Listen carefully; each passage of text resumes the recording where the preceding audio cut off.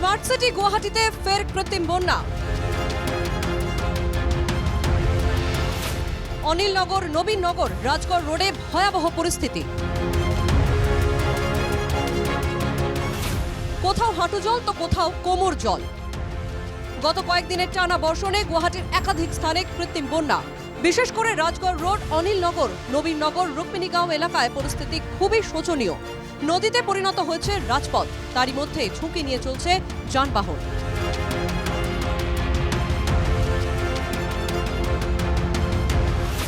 ভারী বর্ষণের মধ্যে মহানগরে ফের পাহাড় ধসের ঘটনা।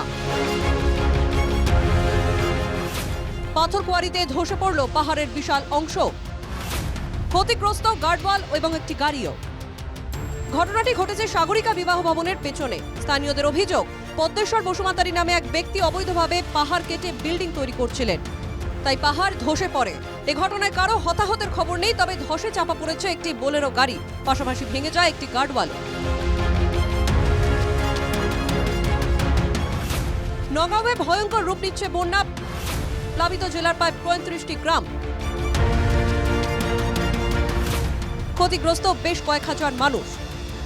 কপিলী নদীর জলস্ফীতির ফলে নগাঁও জেলার করিমপুরে প্লাবিত হয় 35টি গ্রাম। ক্ষতিগ্রস্ত হয়েছে 1432 হেক্টর জমির ফসল। বন্যায় গুরুকুণ্ড রোডের একাধিক স্থানে ক্ষয়ক্ষতি হয়। বন্যায় ভয়াবহতায় আতঙ্কিত সাধারণ মানুষ। सेकंड टाइम का है, अभी कंटिन्यू 7 दिन चल रहा है।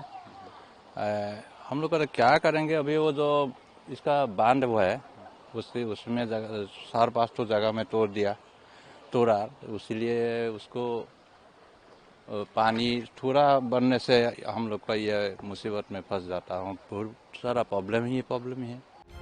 কার্বি লংপি জলবিদ্যুৎ প্রকল্পে জল ছেড়ে দেওয়া হলে কামপুরের পরিস্থিতি আরও ভয়ঙ্কর রূপ নিতে পারে, তাই শঙ্কিত বন্যাক্রান্ত এলাকার মানুষজন। Bureau report, NKTV Bangla.